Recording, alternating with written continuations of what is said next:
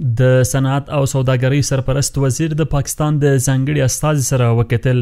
د صنعت او سوداګرۍ سرپرست وزیر الحاج نورالدین عزیزی د پاکستان د افغانستان په چارو کې له ځانګړي استازي محمد صادق خان او ورسره مل پلاوي سره وکتل.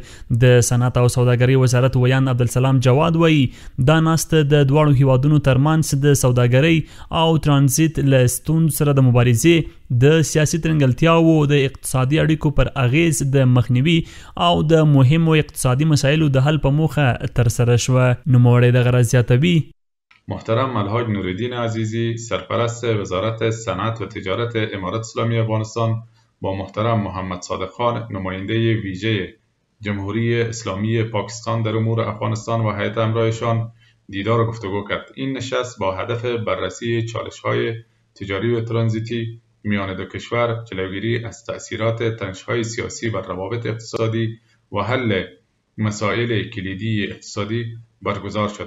عبدالسلام جواد دغه راز وایي د دې ملاقات په ترڅ کې دواړو لوریو د منظم دوړخیزو ناستو د سوداګریزو اړیکو عادي کولو، د ترجیحي سوداګرۍ هوکړلیک PTA د نهایي کولو او د افغانستان او پاکستان ترمنځ د سوداګرۍ او ترانزیت تړون APTA د اړوندو ستونزو د حل پر ارزښت ټینګار وکړ. در جریان این ملاقات طرفین بر اهمیت برگزاری نشست‌های منظم دوجانبه، عادی‌سازی روابط تجاری، نهایی سازی توافقنامه تجارت ترجیحی و حل مشکلات مرتبط با توافقنامه تجاری ترانزیتی میان افغانستان و پاکستان تاکید کردند.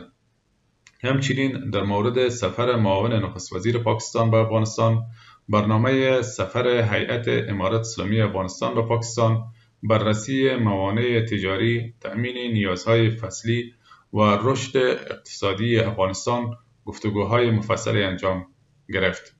د صنعت او سوداګرۍ وزارت مسولین دغه سفر د دوړخیزو اړیکو په ځانګړي ډول د سوداګرۍ په برخه کې د پیاوړتیا لپاره یو مثبت او رغنده ګام بولي.